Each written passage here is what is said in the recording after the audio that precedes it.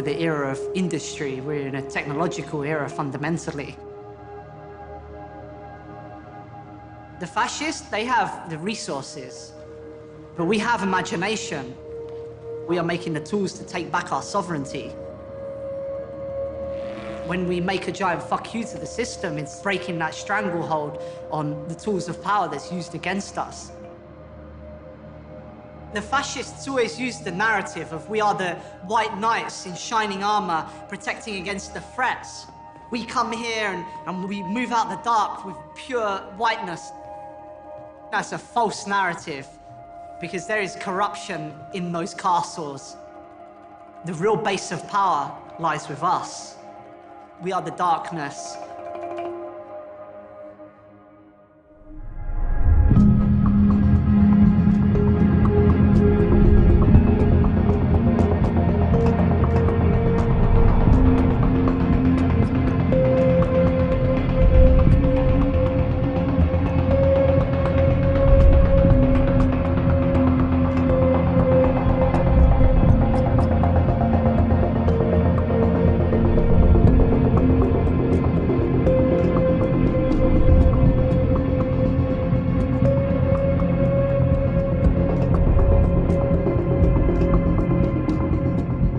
Which potentially could have very far-reaching implications has just started in New York City.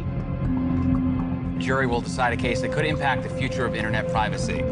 Thousands of drugs came through the black website called Silk Road. The government overstepped their boundaries to acquire the info they claim they have. This is not going away. This is going to be the biggest takedown of what is currently in existence.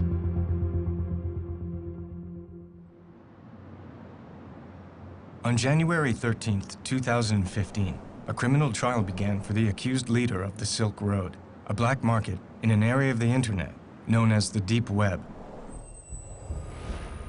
The Deep Web is vast, thousands of times larger than the visible internet, what's called the surface web. But the Deep Web is not a place. It simply accounts for all of the unindexed content online, banking data, administrative code for governments, corporations, and universities. It's like looking under the hood of the internet. Over time, the Deep Web became inhabited by people of all types who wanted to use this terrain for privacy. This hidden area of the Deep Web is called the Darknet, and it's accessible with a software service called Tor, originally developed by the US military and now open source and publicly funded. And while law enforcement and the media have painted a picture that Tor and the Darknet are nefarious tools for criminals, it's important to understand that they are largely used for good by government agencies, journalists, and dissidents around the world.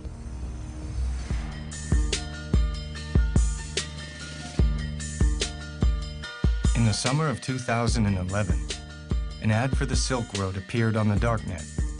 The Silk Road was an underground exchange for any type of goods, but mostly it was used for drugs. There have always been drug markets online, but none with the scale, sophistication, and ease of use as the Silk Road. It would not remain underground for long.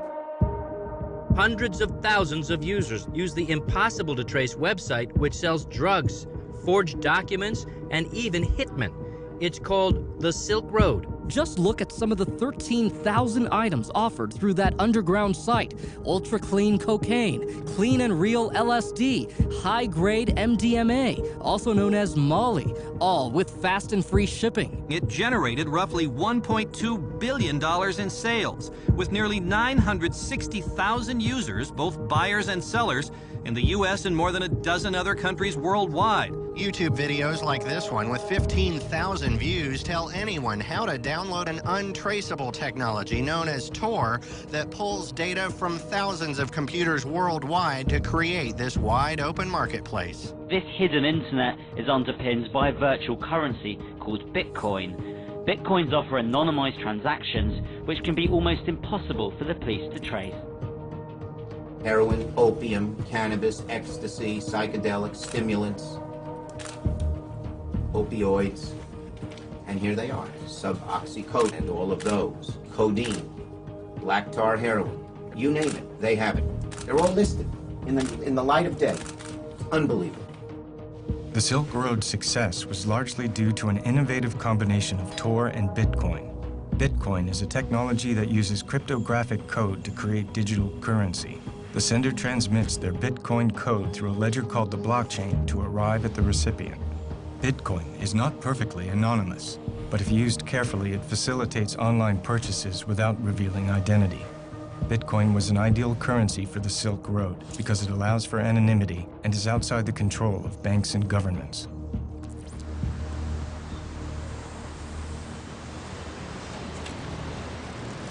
I really became aware of the Silk Road when Adrian Chen at Gawker did his profile. I think in a way, that story, as much as it documented the Silk Road, it created the Silk Road too. I mean, it drove so many people to the site. I think it probably was an order of magnitude increase in users on the Silk Road. So from that point on, that felt like I had missed the story, and I wanted the next big story on the Silk Road. But I was also just fascinated with the community that was, being created there. eBay doesn't have that kind of user community. This was like a really tight-knit movement of people. It was a fascinating thing just to lurk around in. It's a certifiable, one-stop shop for illegal drugs that represents the most brazen attempt to peddle drugs online that we have ever seen. It's more brazen than anything else by light years. I mean, they had a really big, target on their back, and they even had been taunting, to some extent, law enforcement and, the powers that be by doing this in the open. And that's actually part of what these marketplaces are about. It's not so much about selling drugs as much as it is to make a political statement of sorts, right? This shouldn't be prohibited. We're free to do what we want, and we have the technology to do it, so there. The news around the Silk Road came almost entirely from law enforcement and government officials with little insight from those who were behind the market itself. So the core architects and vendors of the Silk Road were sought out, using encryption keys to verify their identities and preserving their anonymity. This is the first time they have spoken publicly. The Silk Road forums were a better community than I've ever seen in real life. There were many threads that had great political and philosophical discussions. Sure, there were illegal things going on, but this was a real community of like-minded people. The Silk Road didn't appear to have a single leader. There were the regular posts from the system's administrator, but otherwise the service appeared to be primarily community-run. Then on February 5th, 2012, after a highly successful first year of business, the Silk Road administrator made an announcement. I need an identity separate from the site and the enterprise of which I am now only a part. I need a name. Drumroll, please. My new name is Dread Pirate Roberts. You're the Dread Pirate Roberts, admit it. With pride. The Dread Pirate Roberts was cribbed from the mythical character from the novel and film The Princess Bride, and the choice was no accident. In the original story by William Goldman, the Dread Pirate Roberts was a nom de guerre handed down from user to user and passed along eternally. The man I inherited from was not the real Dread Pirate Roberts either. The real Roberts has been retired 15 years, and I have been Roberts ever since. I shall retire and hand the name over to someone else. This Dread Pirate Roberts, or DPR, would come to spearhead the Silk Road forums and was generally assumed to be the creator and owner of the site. The Dread Pirate Roberts to me seemed to be kind of the most interesting figure in that whole world. On the Silk Road forums, he was constantly posting these manifestos and love letters to his users and libertarian philosophical treatises, and he even had like this Dread Pirate Roberts book club where he hosted discussions of Austrian economics and free market philosophy. At the same time, nobody knew who he was. He had never spoken to the press before. I approached him on the Silk Road forum mid-2012 and started kind of just like trying to persuade him to talk, chipping away at him and just bugging him constantly. The actual trigger, I think, that made him decide to talk was this competing dark website called Atlantis. They were really much more aggressive in their marketing than the Silk Road. They put out this YouTube video advertising Atlantis as the new, better dark web drug site. So when I went back to the Dread Pirate Roberts and said, I'm going to do this story, it can either be about Atlantis or it can be about you, I think he realized that, that he was a savvy business guy who realized he had to talk at that point. He did have a kind of political message that he wanted to get out, and I could see that in what he was posting on the forums. So I kind of played up to that, and I told him, like, I can be the vessel for you to talk about what the Silk Road really represents. And I think that appealed to him. So it took 8 months, but finally he did agree to an interview. Of course, he didn't tell me anything about himself, where he lives, you know, his age, identity, anything that could be remotely identifying. I didn't start the Silk Road. My predecessor did. From what I understand, it was an original idea to combine Bitcoin and Tor to create an anonymous market. Everything was in place. He just put the pieces together. The most I'm willing to reveal is that I'm not the first administrator of Silk Road. He was incredibly secretive, of course, about the inner workings of the Silk Road and, you know, his own identity, of course. I mean, he was hunted by every law enforcement agency that you can imagine. The management of Silk Road is a collaborative effort. It's not just me making sure Silk Road runs smoothly. More often than not, the best ideas come from the community itself. But he did tell me, like, some interesting things about how he viewed himself and and the way that the Silk Road works. We don't allow the sale of anything that's main purpose is to harm innocent people, or that it was necessary to harm innocent people to bring to market. For example, anything stolen is forbidden. Counterfeit money and coupons which are used to defraud people. Hitmen aren't allowed, and neither is child pornography. No substance on Silk Road falls under those guidelines. This went beyond just, you know, like legalizing marijuana or even heroin. He wanted to see a new relationship between individuals and the government, where the government was, you know, basically hamstrung and couldn't control what people bought and sold. At its core, Silk Road is a way to get around regulation from the state. The state tries to control nearly every aspect of our lives, not just drug use. Anywhere they do that, there's an opportunity to live your life as you see fit, despite their efforts. I guess I shouldn't generally say this kind of thing, but I really liked the Dread Pirate Roberts that I interviewed. I thought he was, you know, a really super interesting guy with a really coherent philosophy. He came across to me as this kind of middle-aged, wise man figure, you know. But not everyone on Silk Road believed in libertarian philosophy. Bringing an end to the drug war was the agenda that truly united the community. The huge reason why DPR put the website up and allowed the market to begin with and took the risk was because there needed to be a violence reduction in purchasing drugs, because it's going to happen. And the reason it's going to happen is because of the war on drugs.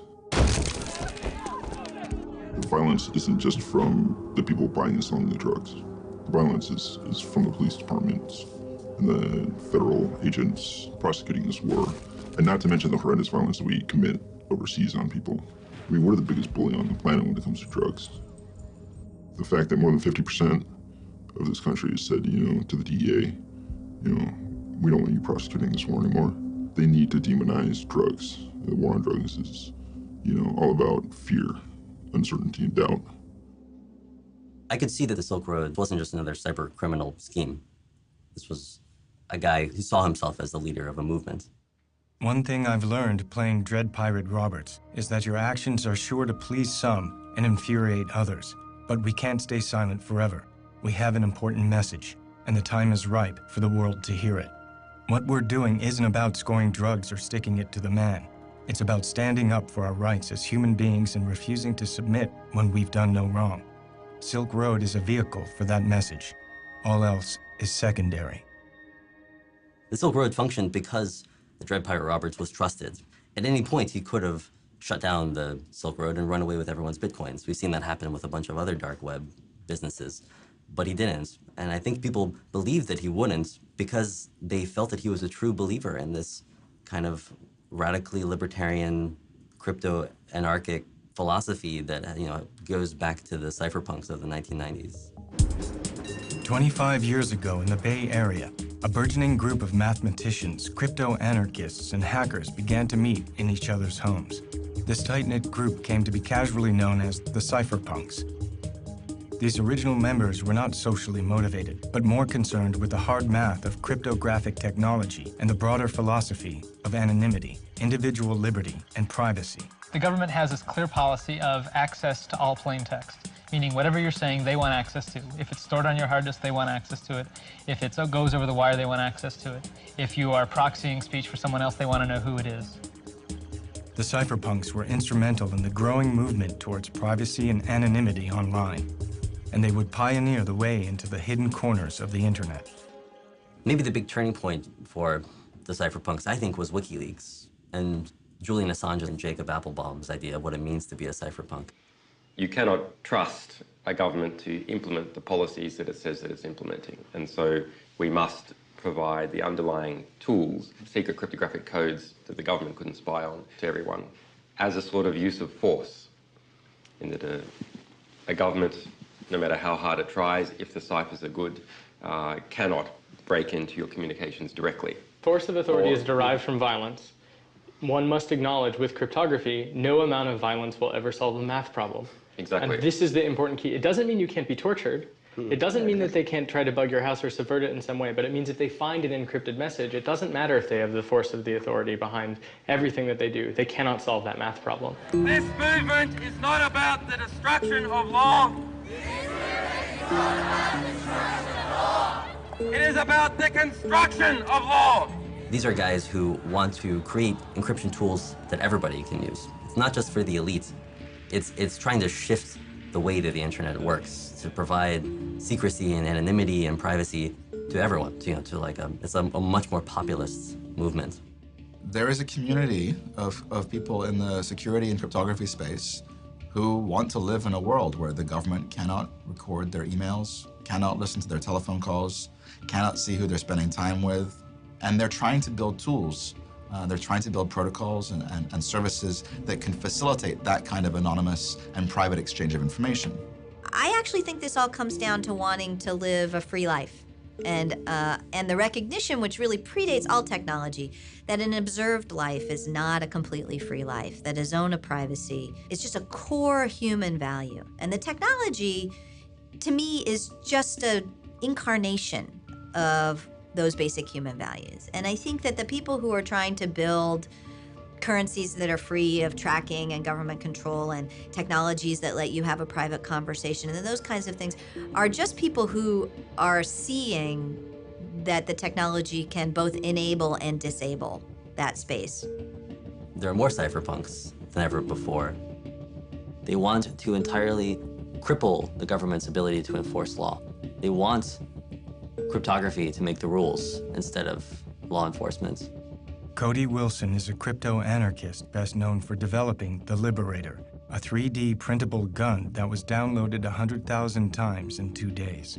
When a group of baby boomers are told, okay, now 3D printers will print guns, they can do nothing but say, well, it's been nice living in the world I used to know. We want to question the very foundation, evacuate the very foundation that this order, moral, ethical, political, is founded. To see beyond good and evil and to allow something else to happen.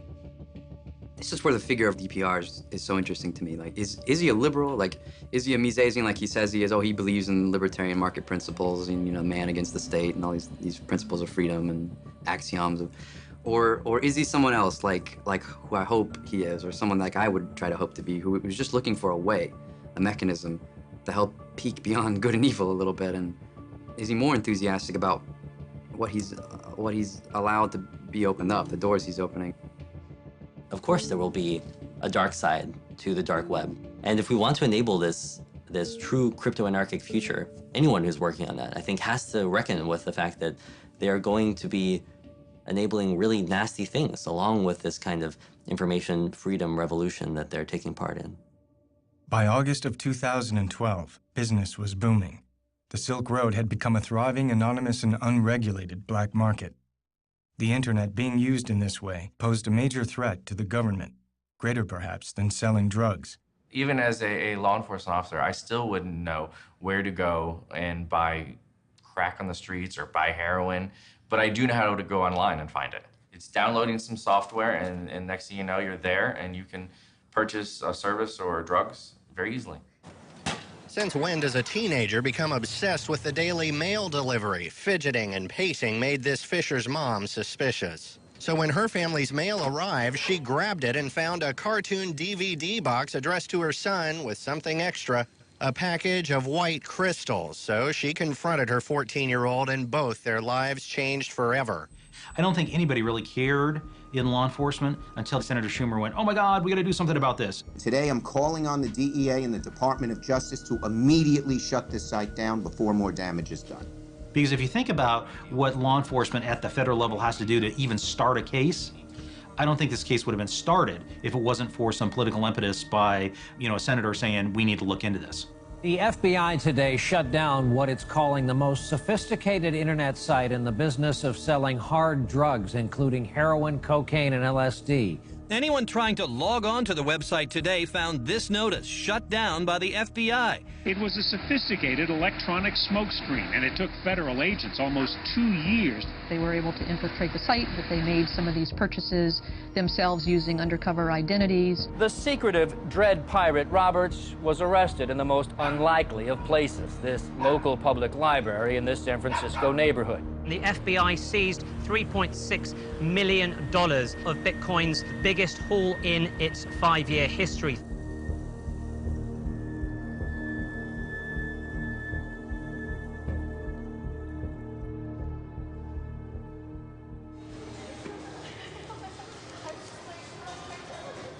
When the criminal complaint first appeared in October, it describes this 29-year-old kid named Ross Ulbricht.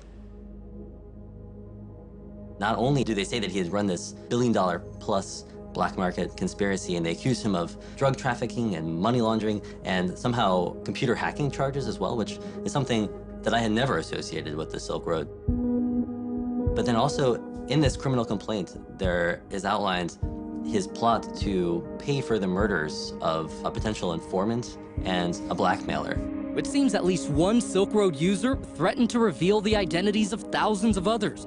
So investigators say Ulbricht tried to execute a murder for hire on that user, offering $150,000 to a would-be hitman because, quote, "This kind of behavior is unforgivable to me, especially here on Silk Road. Anonymity is sacrosanct."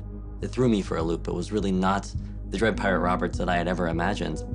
This connection between Ross Ulbricht, who plenty of evidence suggests that he was involved in the Silk Road. They, after all, seized his laptop while he was logged in to the Silk Road. He was caught red-handed. But these two personalities, these two personas, do seem to be almost schizophrenic. It's so difficult to imagine that they are the same person. And so the FBI's whole case is based on the idea of if they can show that Dread Pirate Roberts is Ross Ulbricht? Right, that's the most important part, right? Because he was trying to hide his identity on the site as well. So the first thing they're going to have to do is definitively link him as the person who runs the site.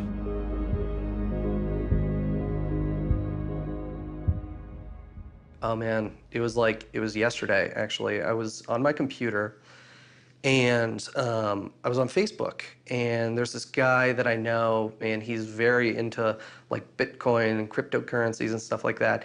And he posts this article, and it says, Ross Ulbricht arrested. And I pull up Lynn's GChat, and I'm like, what is going on? Like, why am I looking at Ross's picture, about being arrested? What is this? She says, we don't even know. We're leaving Costa Rica right now. I mean, they were on their way, but blew my mind. I mean, totally blew my mind. Ross William Ulbricht grew up in a suburb of Austin, the only son of Kirk and Lynn, with an older sister named Callie. It's a loving, tight-knit, middle-class family. The Ulbrichts earn their income from properties they built and rent on the Costa Rican coast. Ross was an avid outdoorsman, an Eagle Scout like his father, and displayed an early aptitude for math. Ross earned a full scholarship to the University of Texas at Dallas, studying physics. He graduated in 2006 and then won another full scholarship to Penn State to pursue a master's in material science and engineering. It was at Penn State that Ross began a deep interest in libertarianism, particularly the work of Ludwig von Mises and the Austrian School of Economics. Yet by 2009, having completed his master's, Ross seemed to be having a change of life plan, telling his mother he no longer had an interest in pursuing a career in science and instead wanted to become an entrepreneur. Ross moved back to Austin and opened his own used book company, Good Wagon. donating a portion of the proceeds to an inner-city youth program and to a prison literacy project. I remember him saying, when we had coffee the last time we saw each other, I remember him saying that he wished he had joined a fraternity in college. And I remember saying, well, that's surprising. You know, I didn't really understand that perspective. And I just remember him thinking, well, he focused a lot on his studies in school and maybe didn't create the social network that he was looking for in school. But as far as where we saw each other going, or where we saw ourselves going, I think we both had a strong desire to be in control of our destiny. You know, again, like when he started the book company, totally natural, not even something that I would have questioned, where there are a lot of people that would never start their own business. But for Ross, sure, you know, why not? But the business floundered, and Ross eventually shut it down. And if a post on his LinkedIn page was any indication, Ross had experienced a kind of epiphany on the next way forward. Albrecht wrote, "Now my goals have shifted. I want to use economic theory as a means to abolish the use of coercion and aggression amongst mankind. To that end, I am creating an economic simulation to give people a first-hand experience of what it would be like to live in a world without the systemic use of force." From this moment in late 2010, Ross became something of a free spirit, eventually leaving his parents' home in Austin to live with his sister Callie in Sydney, Australia, and then returning briefly to Austin. Throughout this period, as far as his family knew, Ross's means of employment was working on freelance projects in computer finance. I am Renee Pinnell, age 29. Today is December 6th, 2012, and we are in the Jewish Contemporary Art Museum, and relationship to partner is best friend. So Ross, how did you come to live in San Francisco? You twisted my arm until I said, fine, I'll come. I get a phone call from Renee. "Ross, call me up, I got an opportunity for you."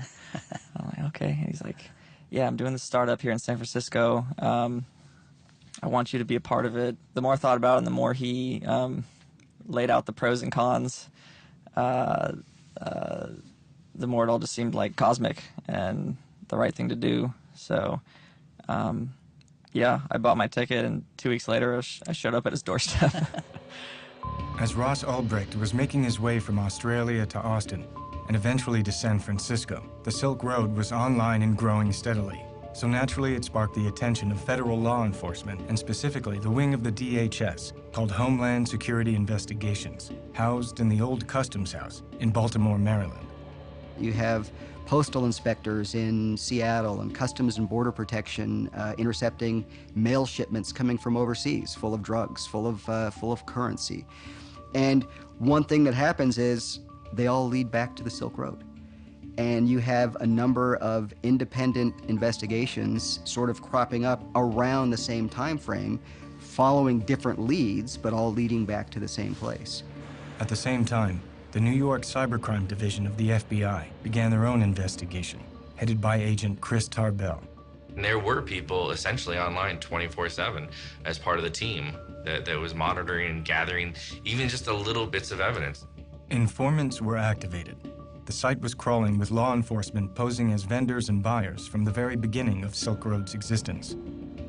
In early 2012, HSI partnered with Tarbell's FBI investigators as well as the DEA to mount an undercover operation called Marco Polo with the intention of penetrating the inner sanctum of the Silk Road. I had a package seized from China in January 2012 and thought nothing of it. I kept business as usual, which was a stupid move. Fast forward to June 28, 2012, I was raided by ATF, DEA, Secret Service, local police department, and even a postal inspector. I was not detained. Rather, I was held in a van outside for what they call investigative detention. They kept me out of jail. I was never booked or charged because my seized computers were more useful to them if I was not behind bars. I'm also assuming they did this with a number of Silk Road vendors to get a sort of organized crime ring of their own. The operation gained traction when an undercover agent using the vendor name of Knob was allegedly able to establish direct communication with the Dread Pirate Roberts, which would lead to a shocking turn of events. Knob complained to DPR about the small fry nature of most deals on the Silk Road.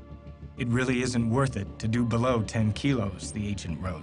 DPR offered to help find a buyer for Knob and allegedly turned to one of his most trusted partners, known only as Chronic Pain, to put the deal together. Chronic Pain had been one of the core administrators of the Silk Road from the beginning, a frequent contributor to the forums who shared the Silk Road vision for reducing harm in the drug trade. But these halcyon days were about to end. In order to facilitate this drug deal, Chronic Pain gave the informant his home address. Federal agents immediately apprehended Chronic Pain at his Salt Lake City home and were surprised to discover that this 47-year-old family man named Curtis Clark Green was a darknet criminal. At some point, they're going to catch one of those people. And what do you do in a typical drug case? You roll that person over as a cooperating witness. And in this case, one of them, they got really lucky. And he was an administrator on the system. Green had access to other Silk Road's users' accounts and financial records, including Dread Pirate Roberts. I have to assume he will sing, DPR wrote to Knob, the undercover agent. I'd like him beat up. Then the next day he allegedly wrote, "Can you change the order to execute rather than torture?" A murder was staged, and a photograph of Green's bloody body was sent to DPR, who paid for the hit in Bitcoin. There would be 5 more alleged murders for hire, including ordered hits against a blackmailer, a scammer, and an apparent contract with the Hells Angels. The names of 2 of these victims were found to be fictitious, and authorities have no evidence of any murders being carried out. The alleged attempted murder of Curtis Green allowed the authorities to obtain an indictment against Dread Pirate Roberts, charging him with drug offenses, attempted witness murder, and murder for hire. Of course, they still had no idea who the Dread Pirate Roberts actually was. So the embedded agents continued to communicate with DPR, and DPR continued to respond. In June of 2013, Ross moved into an apartment that he found on Craigslist. Allegedly, he did not give his roommates his real name and was known as Joshua Terry. At the same time, IRS agent Gary Alford was investigating the Silk Road and through a simple Google search was able to locate an early email on the open internet discussing the launch of the Silk Road Marketplace and connect that email to an account owned by Ross Ulbricht. 1 month later, postal inspectors at the Canadian border seized a package of fake IDs with Ross's image that were en route to his home address. Ross was visited at his apartment by several DHS agents. The agents handed Ross a false California driver's license that bore his picture but a different name. Ulbricht denied ownership or knowledge of the fake IDs, and the agents simply left. If you suspect somebody may be involved in a large-scale criminal enterprise, going and knocking on a door with some evidence of fake IDs is important because you can see the guy face to face. You may get some useful information out of an interview. You may or may not want to take him into custody on the spot. Let's sit back and let's really go after this in a much more global way, if you will, because there's a lot more here than just one count of fake IDs. The next big break in the case would be achieved by FBI agent Tarbell and his cybercrime team, who had somehow located the Silk Road servers in Germany and Iceland. How these hidden servers were found has been a matter of controversy, but the FBI had their own copy of the Silk Road server, and now they hope to finally unmask the Dread Pirate Roberts. And I decided that there was a flaw in this setup somewhere. I couldn't quite put my finger on it, but there was a flaw, and I called up my partner, said, there's a flaw, we've got a limited amount of time, we need to make our money and get out now. Over the course of a year, a Chicago-based agent from the DHS named Jared Deryagian had been embedded in the Silk Road, now posing as a high-ranking moderator named Cirrus. With both the evidence connecting Ross to the launch of the Silk Road and the incident with the fake IDs, Ross became one of the primary suspects. On October 1st, in a coordinated effort between Deryagian from the DHS and Tarbell's FBI squad, a sting operation was launched. According to Deryagian's testimony, he staked out Ross's new residence, and using his pseudonym of Cirrus, Deryagian initiated a conversation on the Silk Road with DPR. Moments later, Ross went to the Glen Park Library, apparently to use their Wi-Fi, and when Deryagian saw that DPR was logged back into the Silk Road, he gave the order for Tarbell and his squad to move in. It's an excitement that you couldn't even buy off Silk Road. All the drugs you could buy on the site, it's not the same exciting as catching the guy. It's an adrenaline rush. Ross was apprehended before he could encrypt his laptop. He was allegedly logged into a Silk Road administration panel for customers needing DPR's attention. He was a dream for drug users because he was very technically adept and he was able to hide both the website that he put together and the actual sales of illegal drugs that the drug sellers would make on his website. The Silk Road was seized and shut down, and charges were announced against a number of core partners and vendors from the site. Ross was held for over a month in a jail in Oakland, awaiting extradition to New York. Ross's family was able to raise over $1 million for his bail, but the prosecution argued that due to the alleged murders for hire, Ross was too dangerous to release, and so his bail was denied. I thought it was the wrong decision. He wouldn't have been a flight risk, and he's never been and is not a danger to anyone. For him to say, "Oh, I'm gonna, put a hit out on someone," it's ludicrous. I could understand it being one of these other DPR workers getting all egotistical and crazy and maniacal and doing it. That I could see. There was more than one person using the DPR account? I believe it was at least 2 other people, if not 3, at one point. Doesn't matter. That's why they're dredging up this, hit, contract, baloney. But, because of the involvement of the senator and all that other shit, they're gonna cook them. The data seized from the Silk Road servers included all internal private messages, which revealed that many people collectively ran the site. One vendor with the username Variety Jones was active from the beginning of the Silk Road. Jones gave many of the orders for running the Silk Road, even instructing the systems administrator to create the Dread Pirate Roberts persona. But Ross Ulbricht remained the primary focus of the investigation. Ross has been incarcerated for over a year in the Metropolitan Detention Center in Brooklyn, awaiting trial. 6 weeks of that time was in solitary confinement. Ross pled not guilty and denied being the Dread Pirate Roberts. His trial was set for November 10th, 2014 in New York City. If convicted, Ross faces a minimum sentence of 30 years with a maximum sentence of life in prison. You taking a video? Mm-hmm. Should we? He's a hairy fucker. Yeah. These big guys are generally not too, I would let him off somewhere. Where is he? It's hard. It's hard on a family. It really is, especially when you love that person so much and you believe in them so much, and you have such a daunting Goliath of an opponent. It's challenging. It's kind of like a death in a way when you go like, no, that can't be true, and then you're like, oh yeah, it's true, and you go through that kind of shock. His dad, my husband, of course, he's trying to keep our business going so we have livelihood. And his sister is in Australia, and she's been helping too from there. I'm Ross's sister, and I can tell you he has been a man of his word and honor all his life. I was shocked to hear the news of his arrest, but felt even more dismayed at what the media was writing about him, not even knowing him. I read things by people who don't have a clue who Ross really is. He's been tried and convicted in the media. Nothing has been proven at all. I don't know what's happened to the presumption of innocence in this country, but it is a constitutional right here that we are innocent until proven guilty. Ross sent me this picture of himself about a week ago. It was taken a couple weeks ago in prison. I guess sometimes they go around and take pictures for the families. He is doing well as can be expected, of course, under the circumstances. And finally, after 5 months of delays, he has had access to the discovery, the evidence that the prosecution has. And so he's been working very hard going through that. We are asking the prosecution, how did you find the server? And they're not saying. We have to know how they found the server in order to see if Ross's Fourth Amendment rights have been violated. And how would anyone know if the evidence had been tampered with or anything else if it's not revealed how they found the server?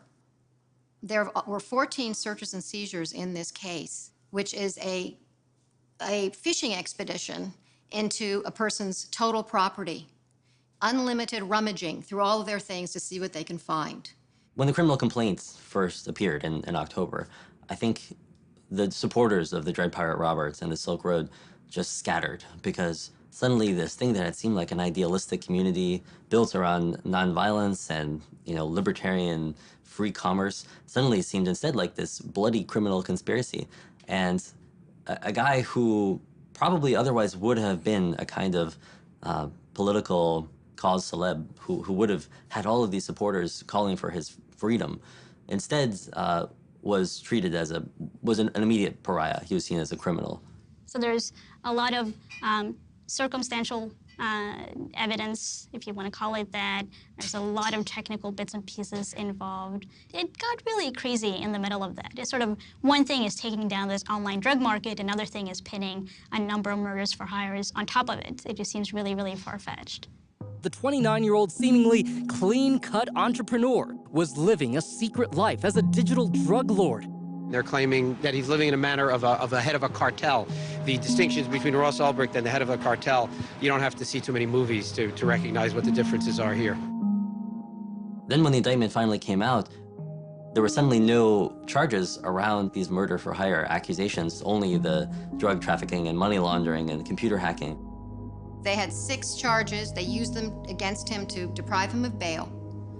And yet 2.5 months later, the prosecutor didn't indict him.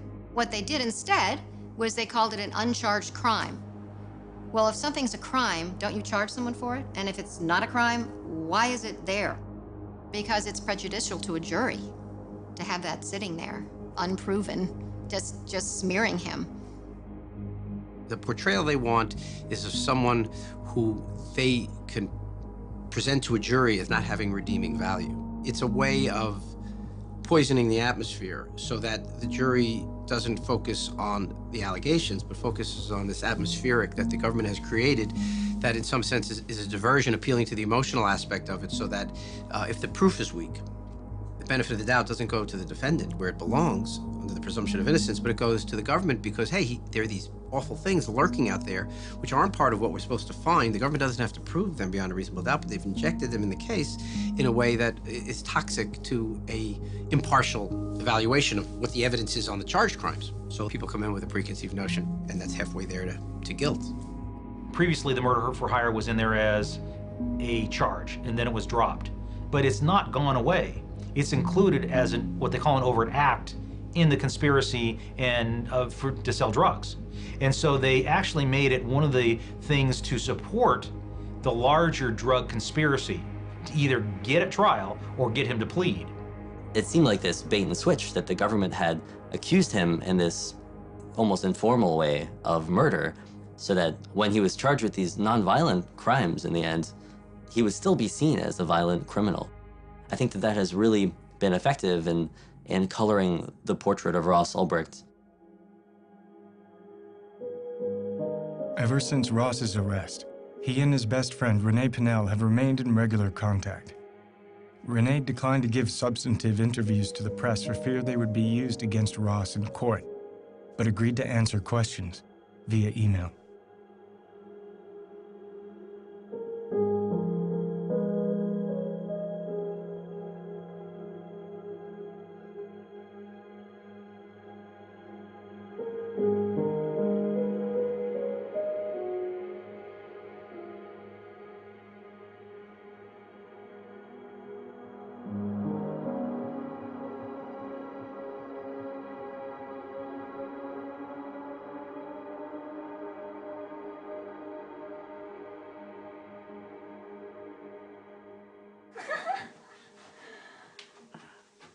I'm a little teapot, short and stout. Here is my handle, here is my spout. When a girl's getting hear me shout. Tip me over and pour me Yay! Because of the severity of the charges, Ross was not able to grant an interview from prison, which left only a scattering of his personal photographs and movies. But from the exhaustive discussions with friends and family, and the public knowledge of Ross's trajectory, from physics and engineering major to running a small homespun bookselling company, it was difficult to understand how he could possibly have been the sole mastermind of the Silk Road, a vast and complex internet service with over 1 million users worldwide. Ross was certainly bright and studious with a deep interest in libertarian economic theory, which clearly echoed the mandate and philosophy of many of the posts of the Dread Pirate Roberts. But he had no experience whatsoever in computer coding or scaling large internet companies. So how did Ross connect to what little is truly known about the Dread Pirate Roberts? DPR was motivated by a pacifistic philosophy and an agenda of creating victimless exchange and reduced harm in the drug trade. This ethos would be embraced by the chief architects and vendors of the Silk Road and reverberate through the entire community. There were quite a few people that I didn't sell to, just because I could tell that they were obviously, not mature enough to handle using these drugs and didn't know enough. It was like, go read first, go figure it out, then come back to me and I'll sell you some. But I'm not gonna pop your cherry and kill you, potentially. But heroin in particular, I was very careful about who I sold it to because it was not stepped on. It was the best heroin on Silk Road. The Silk Road appeared to be a successful experiment in creating a pacifistic community, overseen by a figurehead with a deep-rooted ideology. But these core ideals of the Dread Pirate Roberts were completely at odds with the murder-for-hire allegations. Did DPR become corrupted and turn his back on the mandate of nonviolence and harm reduction? Were there other people using the DPR account who were responsible for these actions? Or was there some other truth behind these alleged murder hits that produced no victims?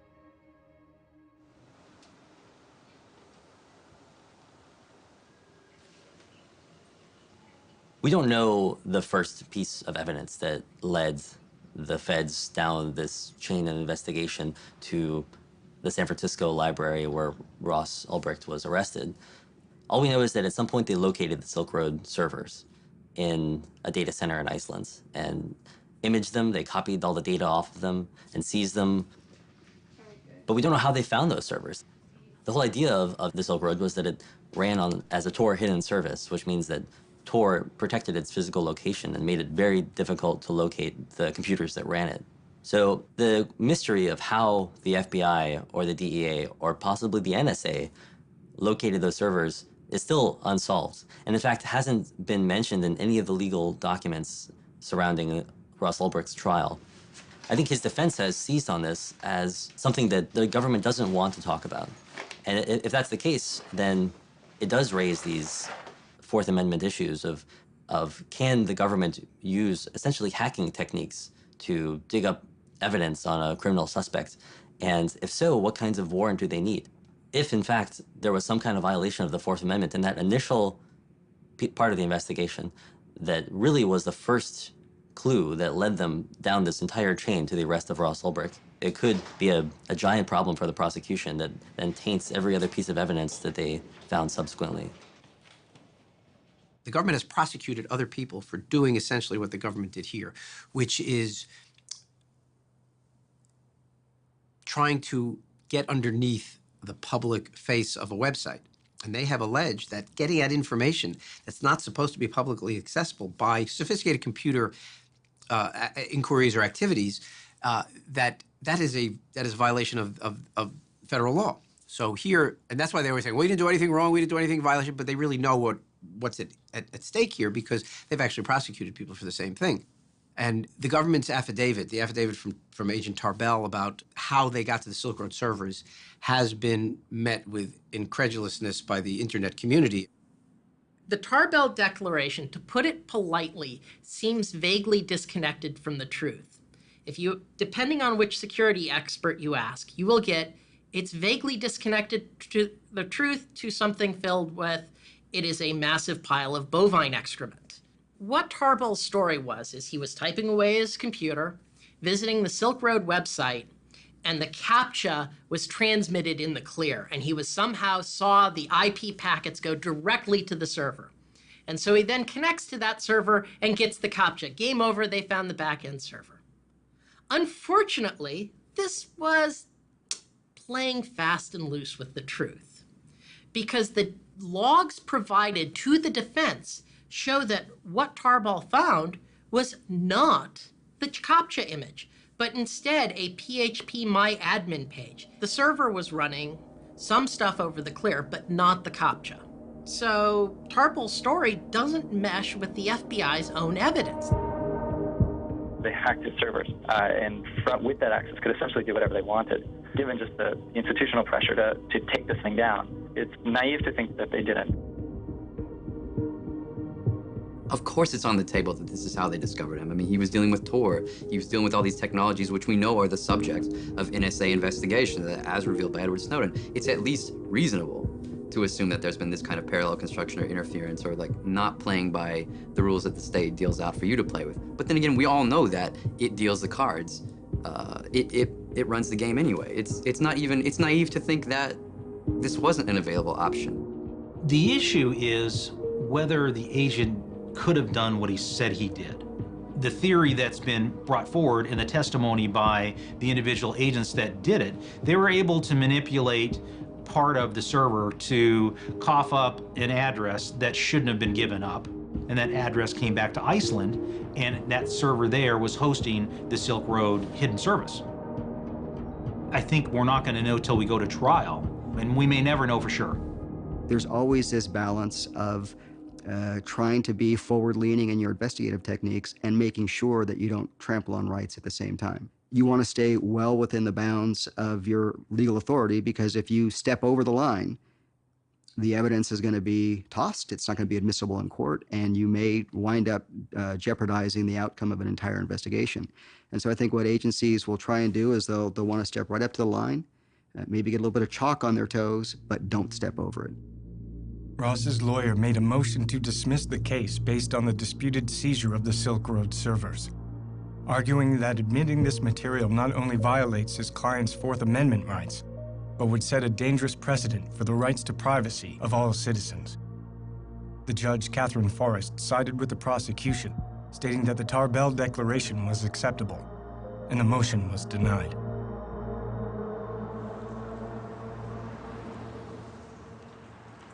Search and seizure law in the digital age is really doesn't have the limitations on it that it does in the physical space.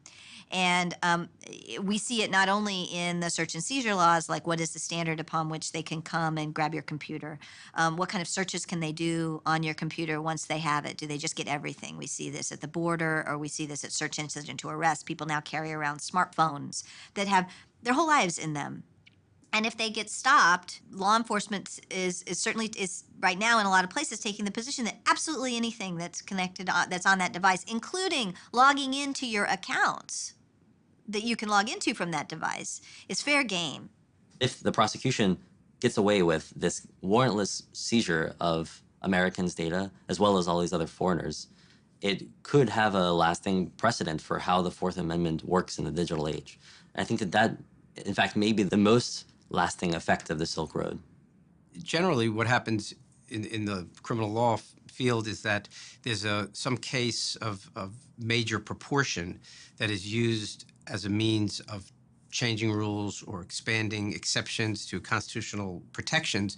And once it's there, once the precedent is set, it then trickles down very quickly and very easily into all sorts of ordinary cases where, the ends justify the means. Then all of a sudden, it's now spread. The average citizen may say, well, why is this important to me? Why do I care? I'm not buying drugs on the network. Nobody I know is buying drugs on the network. But it's not just about that. We're a democracy. And informed citizens understand they have a right to privacy, and that the Fourth Amendment protects against unreasonable searches and seizures. Information has to be encrypted, and that goes from a large corporation down to an individual. And so for those who are arguing that information should not be encrypted, certainly that makes it easier for law enforcement to combat, but it also makes it easier for the cyber criminals to attack. It makes total sense that criminals are among the early wave, along with the sort of paranoid people, of these new tools and services, but that doesn't mean that they're the only people using these services. There are a hell of a lot of journalists that I know and regularly communicate with now over Tor. But, for the people who oppose this technology, who see it as a threat, the fact that criminals use it is a great way to demonize it. I definitely do believe that there are people in the U.S. that don't think that the government is doing anything wrong. It's not necessarily something that you're concerned with or that you care too much about or that you're really passionate about until you're standing right in the middle of it. And it's something far more dangerous than any website could ever be. It's what our government has become and how they operate. This goes back to that question of the government kind of trying to treat the internet differently without following the same kind of judicial processes. Well, the Supreme Court has proven that they do not agree. You know, recently with Right. Riley versus California with an illegal search of a cell phone. Precedent can be set that will limit their ability to infringe on our rights. Someone asked how her political views have shifted. Because suddenly she's standing right in the middle of Tor, Bitcoin, the war on drugs, online anonymity, encryption. And she's had to learn a lot of different things, and also just not only just the whole legal system, but everything around the technology and the case. After over a year in prison, Ross delayed the trial 2 months, stating that important discovery evidence he needed to examine had only just been delivered to him by the prosecution. The FBI shut down what it calls the most sophisticated and extensive criminal marketplace on the internet, but it may be finding new life. The arrest of Ross Ulbricht and closure of the Silk Road did nothing to hamper drug sales on the darknet. Many new markets immediately appeared, including a relaunch of the Silk Road itself, also run by someone calling themselves the Dread Pirate Roberts. And like its predecessor, the Second Silk Road also claimed a mandate of reducing violence and harm in drug transactions. The Dread Pirate tweets, "Silk Road, while under my watch, will never harm a soul. If we did, then we are no better than the thugs on the street." The new Dread Pirate Roberts told me that he knows he can't be around forever, and when he's gone, he's confident someone else will step up and fill the void. You could take down the man, but you can't take down the idea. By this time, statistics appeared claiming the First Silk Road had succeeded in its mission of reducing violence in the drug trade.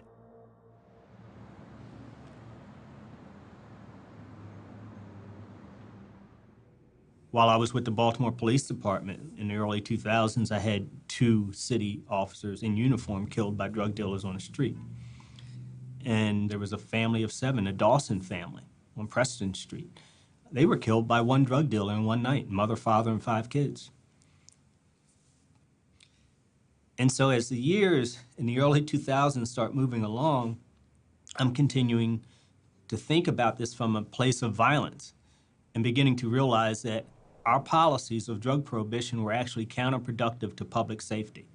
The one thing that I signed on for to improve, to better public safety in our neighborhoods, was making it worse. And I found a large number of police officers and judges and criminal prosecutors and DEA agents and FBI who think the same way. If Baltimore moved from street corners to online services, oh my God, you know how many fewer shootings we would have every year, which equate to fewer homicides? Number one, it removes the buyer from the back alleys and from the street corners and from those dangerous places of dealing with the seller. Buying it over the internet where it's delivered to you removes you from that scenario. One of the interesting things that having an online market does is that it makes sellers much more accountable to buyers. And one of the really interesting innovations is the whole review system, where buyers can review the sellers and the items that they bought from these on these marketplaces. And what that does is it makes sellers more accountable, and it gives buyers a way to assess both the quality, the purity, and the potency of the drugs they're getting. It makes these transactions much more safe for the buyers. But we're shutting them down, attempting to shut them down, because we will never shut them down. We've been at this drug war now for over 4 decades.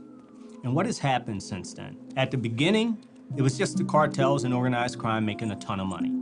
Today, they make globally $322 billion off of this industry.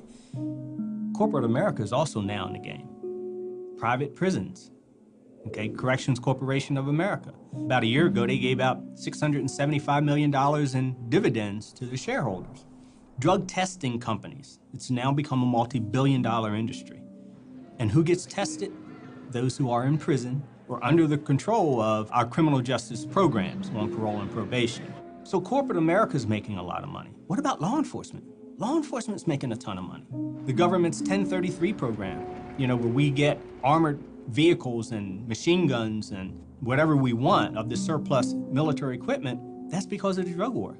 Over the years, we've seen these huge bureaucracies build up around the drug war, around prosecuting the drug war. You've got the Drug Enforcement Agency, you've got the Office of National Drug Control Policy. So a lot of the opposition is just rooted in self-interest among places like the FBI and the DEA, where if you're telling somebody who's been in the FBI for 30 years that drugs are no longer a priority, that's an existential threat to them. That kind of takes away their whole reason for existence. You really have to think about the danger of some of these drugs, the severe danger of addiction, the havoc that it reaps on families and children and careers. And so to say that we need to step back and liberalize, well, that's one approach you can take, but then you've got to look at a cause and effect. If we do this, what are the second and third order effects? The FBI, our federal government, they're going to go in and they're shutting these places down. You know what? New ones just open up. Because there's so much money to be made, they'll continue to open up, and it's just a dog chasing its tail.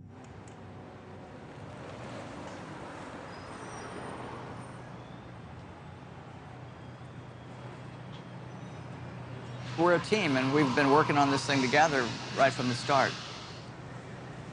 The way it's affected me is in some ways very much the same as affects Lynn, but I don't have to go out there and talk to reporters. And we kind of set it up that way. It's hard enough having your loved one in prison, but then the whole media thing it definitely adds a pressure. I've known for a long time that the media wasn't reporting the whole story, that it was skewed. I see what Lynn and I are doing as a pushback to that. Ross has been in there a year, and he's avoided all violence, even though it's been around him. That has matured him, for sure. The fact that he's come out of this unscathed so far speaks volumes. He seems serious. There's a lot at stake. He's feeling good that we got the extension. He had this mountain of stuff to go through, and I felt like he was running out the clock. And now they had that extra 2 months has been essential, is the word he used. And so I think he feels that he's much more prepared and ready. Yeah, he says he's ready for trial. He's ready to go in there and win. I have also matured in this last year, matured in my thinking about ethics, politics. When I became more and more aware of what the drug war was doing, the tragedy, so many people have been victimized by the drug war. It's a giant mess, and it's a story that needs telling. And we've got a pulpit, in a way, to tell it from. It's so weird to be doing all this, and it's distracting, and it's challenging, and you want to do the right thing, and then it's all about Ross, and then we go and we see him and hug him and talk to him and hold his hand, and it's just like, Ross. It's such a disconnect, and it's just so hard to see him in there.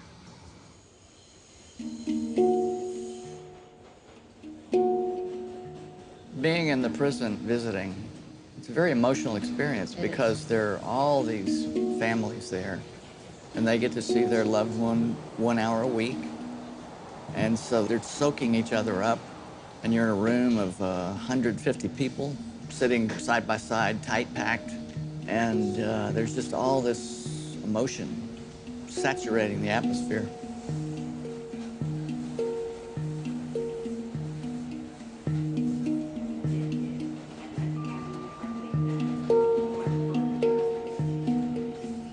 The prisoners have segregated themselves.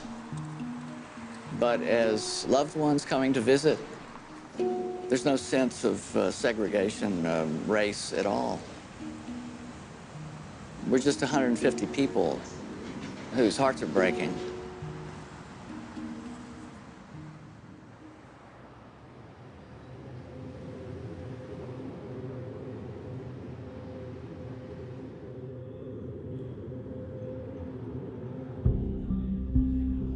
Of all the Snowden disclosures that have come out to date, the one that will have the greatest long-term impact is the revelation that the NSA has been subverting cryptographic standards and making the internet less secure. That disclosure, those articles, have radicalized a new generation of cryptographers, a new generation of computer scientists who are now intent upon building tools and services that can withstand pervasive government surveillance. Do you see our wireless from Barclays Bank? They like Bitcoin, so they're supporting our work. They're providing us with free Wi-Fi from the bank. In the fall of 2014, as Ross was preparing for his trial, a group of hackers, programmers, and activists met in a squat in the center of London. This gathering represented the next wave of the darknet, developing new and evolved cryptographic tools that would not be so easily shut down. Open source is incredibly powerful. Open source is responsible for WikiLeaks, Wikipedia, Linux, which runs all of our infrastructure, for Firefox, for BitTorrent, for Bitcoin, for all of these, for encryption, for all of these real uses of tech, not the yuppie Angry Birds or silly apps that these people make, you know? Open source is also an example of how we can organize economically, an example for the future. To build the products we need without needing proprietary industry, without needing the points of control, without needing masters and slaves and babysitters. It's not enough to build privacy-preserving tools. It's not enough to write revolutionary research papers and design amazing cryptographic primitives. You have to get them into the hands of the users. And I think in the future, what you'll find is that tools like Tor, tools like OTR, like PGP, like Bitcoin, will be built into the services and applications that you use, and you won't know they're there. We want to empower the individual, protect the small guy. We have a mistrust of central authority. We believe in freedom of information. First of all, we had the centralized drug marketplace, Silk Road. The governments went and shut that down, and then upsprouted dozens of different centralized drug markets, and in a game of whack-a-mole, they shut down one and now there's dozens. And now we're entering the realm of decentralized drug markets with no central operator, no central point of control. What are they going to do? They're going to continue to do these kinds of things. And even if it's a distributed network, peer-to-peer is worked continuously by the state and local law enforcement agencies, and they arrest people every week. On November 6, 2014, law enforcement agencies around the world launched a coordinated effort called Operation Onimus, seizing hundreds of darknet sites, including the relaunch of the Silk Road. Bruce Schneier, the cryptographer, once said to me, in this cat and mouse game, the mice will win in the end, but the cats will be well fed. I think that that's the way to see it, that this game is going to continue forever. They're always reacting to us. And which is fine, but once they've reacted and they've shored up and they've figured out, these are the new defenses, you're not getting past this one, we just get to sit there and pick at it and get around it again. We're always going to win. We're always going to win.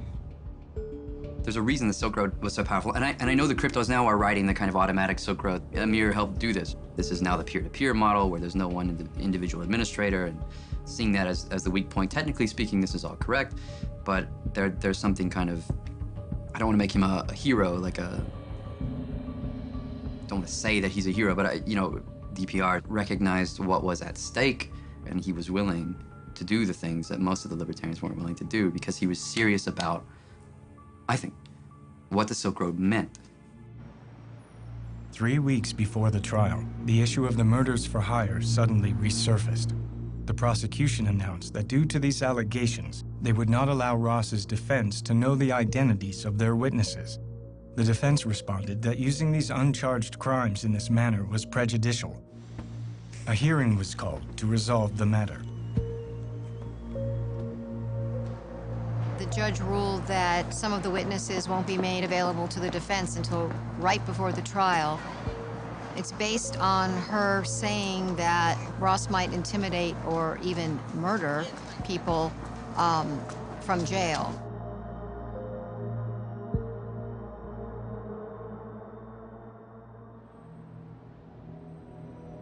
When all this first happened, I said, well, it would still have been necessary to say that, well, this man's a murderer and he was only out for his own gain, and, you know, he had casual, like, what do you call it, a callous disregard for human life. It's necessary to paint a figure that way rather than to make him, you know, a martyr of the war on drugs. I think that's just good planning. I think it's going to be difficult to have a fair trial. If you are innocent until proven guilty, then with all the evidence and all the stories that have been written, I think it's going to be really difficult to find people who are not influenced by any of this at all going into it.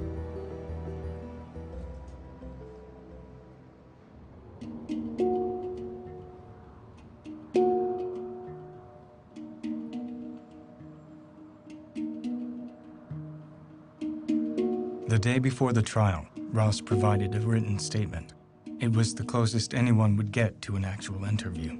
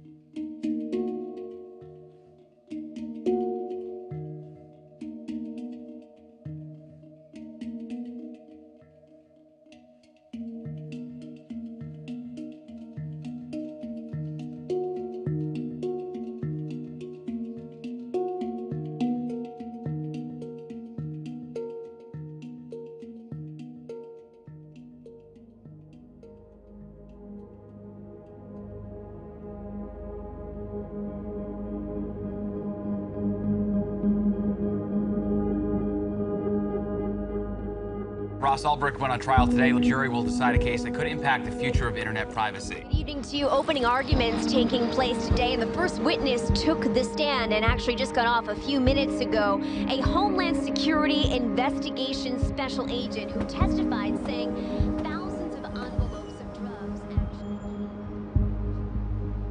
I think everyone was surprised that Ross Ulbricht and his lawyers took this to trial in the first place instead of just taking a plea deal like pretty much everyone expected. And today we saw why, which is that they've actually got a pretty compelling alternate narrative of how this whole case is played out. The story that Dratel is telling, that Ross did create the Silk Road, which is an amazing admission to begin with, and that the real operator of the Silk Road, the Dread Pirate Roberts, framed him. It's a kind of theory that I'd never heard posed before, that instead of Ross being the Dread Pirate Roberts, he was framed by him. But in many ways, you know, it's something I should have expected because it's what the Dread Pirate Roberts told me when I interviewed him in July of 2013, that he didn't create the Silk Road, that he had inherited it from its creator, kind of like a business acquisition. The FBI has told me that that was Ross Ulbricht lying to me. If it is a lie, it would require just a lot of foresight and planning, kind of like the, you know, an amazing game of chess or something. In the first days of the trial, the prosecution presented evidence that Ross kept a journal on his laptop describing his involvement in the Silk Road, and that the Bitcoin seized from his laptop came directly from the site, while the defense would argue that Ross abandoned the Silk Road after creating it, and that the journal and the Bitcoin were planted on his laptop. Andy, you interviewed Dread Pirate Roberts. What's the evidence connecting Dread Pirate Roberts to Ulbricht directly? Well, in the first couple of weeks of this trial, which is ongoing now, we've seen that the prosecution has a very strong case. Once they seized his laptop, they found that he had kept a journal. You know, if this is in fact Ulbricht's journal, his defense claims it's not. Right. He documented the administration of this site for years. He has a logbook of daily activities. So this is a really tight case. It's going to be very difficult for Ulbricht to squeeze out of it. Underneath in the deep web, we have an area where this young man, according to the government, has made a decision that he's going to run an illegal drug empire. And we need to stop you. Swift and certain prosecution and ultimate certain punishment. As the trial continued, Dratel planned to reveal the government's own evidence showed they suspected multiple people of running the Silk Road. During his cross-examination of DHS agent Deryagian, Draytell was able to expose that the agent had long suspected another person to be the Dread Pirate Roberts, going so far as to seek a warrant for this suspect. The prosecution protested this entire line of questioning on the grounds that it was hearsay. The judge sided with the prosecution, and Draytell was no longer allowed to question government witnesses about alternate suspects that came from the government's own evidence. When the time came for Draytell to begin his defense, he intended to use expert witnesses to explain that the complex technology behind encryption and cryptocurrency made it difficult to prove that the journal and the Bitcoin belonged to Ross. The prosecution objected to these witnesses, claiming they should have been made known earlier in the trial, and they were not necessary for the jury's understanding of the case. Once again, the judge sided with the prosecution, stating that this case did not require specialized knowledge. Without expert witnesses, and unable to pursue the government's own evidence of an alternate DPR, Draytell's entire defense was effectively blocked. The trial ended abruptly the next day.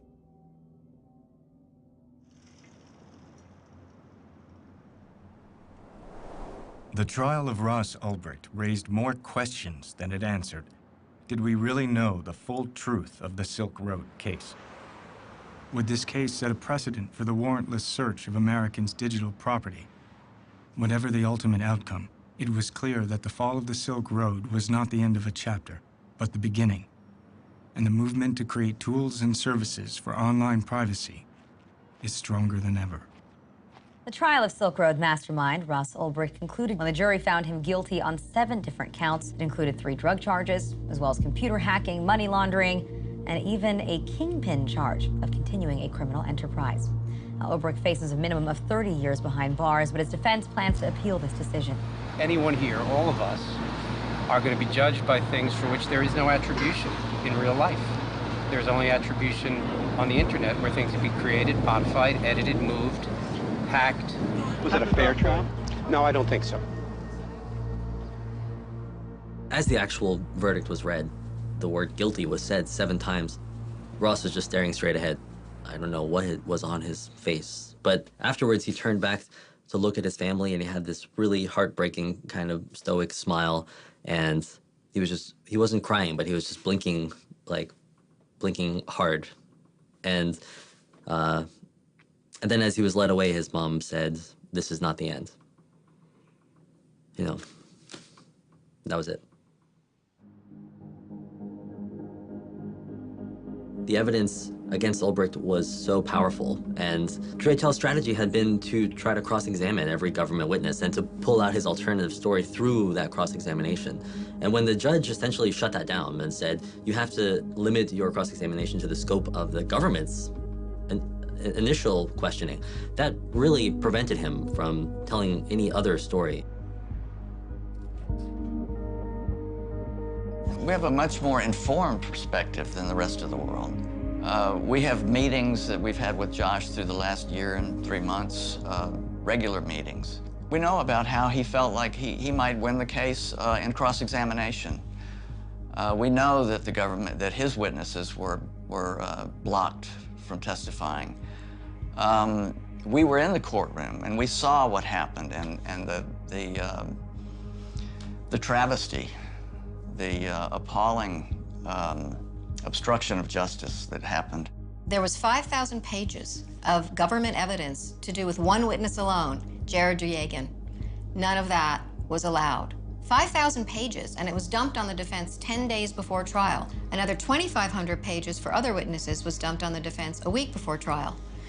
And it was full of exculpatory evidence favorable to Ross that was not permitted to be used. All this great, huge field of evidence that came out in the 3,500 material a week before trial that was that would help prove Ross's innocence was excluded from being brought out in the courtroom. It would have been a whole different case. This was the trial that didn't happen. The trial just didn't happen because it was only the prosecution's narrative that we heard. So then what about the hacking of the Silk Road servers? What about the precedent issues of the case? We didn't get that far. You know, we didn't get to even have that kind of public hearing where The FBI has to say how they did it, and then we get to decide whether that was legal or illegal. That's maybe the most frustrating thing about this case from a legal point of view, is that American law enforcement hacked a foreign server, I believe, and they didn't have a warrant, and they completely got away with it, and nobody even gets to ask any questions about it. How's Ross through all of this? He's an amazing guy. You know, he's handling this so much better than I would have. I don't know how I could have taken what he's put up with and been subjected to in this last year and 3 months. And we pray that his spirit won't be crushed by this. It seems that Ross conceived of the Silk Road, that he ran it for its entire existence online. I actually accept that the government has proven that. But Ross Ulbricht is a fascinating character. He invented this brilliant thing. He had principles. He wasn't just a cybercriminal. He wasn't just a drug lord or a kingpin, as he's described in these charges. He was also an idealistic guy. And I'm going to be conflicted about both the kind of virtue of the Silk Road and of Ross Ulbricht as a person, I think, for the rest of my life. I'm not going to be able to come to a conclusion about this.